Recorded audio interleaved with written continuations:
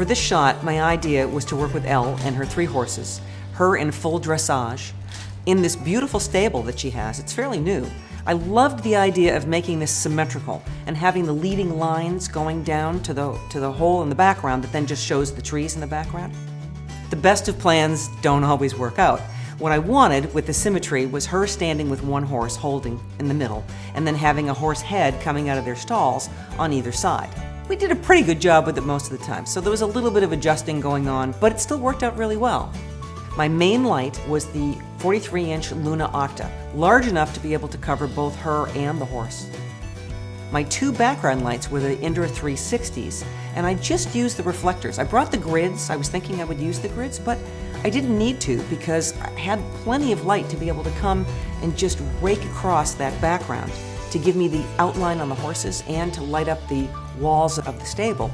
It was just so easy. So I had both of those on B because I wanted those to be equal power. There wasn't one stronger than the other. They needed to be equal. So if you want to change anything up, you can do it all from the camera pretty quickly and easily. I did a variation on the shot where I had her outside. The reason I did that is because as we were setting up, I saw her leading the horse in and she wasn't in the stable yet, and I looked at the 2 lights coming and just giving that beautiful rim light on her and the horse outside.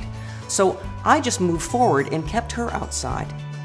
It's really difficult to work with animals because they're unpredictable. You have to learn with each animal how to handle them.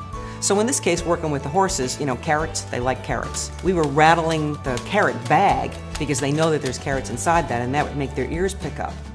You have to be able to go with the flow because you really don't have any choice in the matter. This is my favorite shot out of everything we did, and again, it was almost an afterthought, but it has such a romantic feeling to it, the dramatic feeling, and then that warm glow of the barn. We lit this with the Hexapara, which is this giant light source. Plenty of coverage to be able to cover both of them and actually put a little bit of fill on the barn in the background. Balancing light is one of the trickiest things because you've got to find just that right time, but you also have to have an understanding about the look and the mood that you're wanting to establish.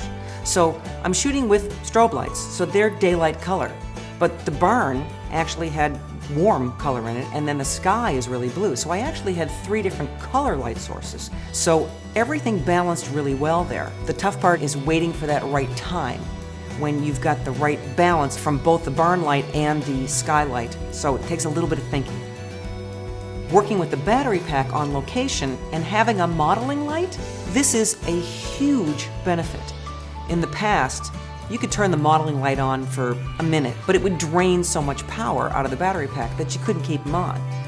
With the Phottix and the LED modeling lights, you can leave it on for hours and hours and hours and you're not going to drain the battery. It's a huge amount of power that I can get with these battery packs on location, not worrying about ever having to plug them in, and still just be able to continually shoot and not worry about draining the batteries for the modeling lights.